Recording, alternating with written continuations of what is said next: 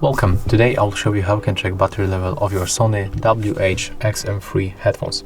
So you can make it in the 3 different ways. The first one, you can make it on your phone by opening notification panel, and in the most new Android 11 smartphones you will get this notification, so you will have the name of your currently connected device and the percentage of the battery.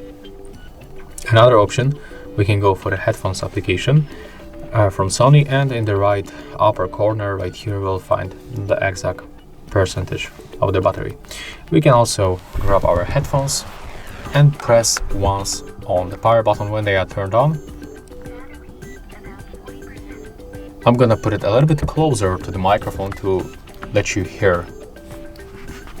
Battery about 40%. So, oh, sorry for that music. So we'll get the voice notification on the headphones. So that's it.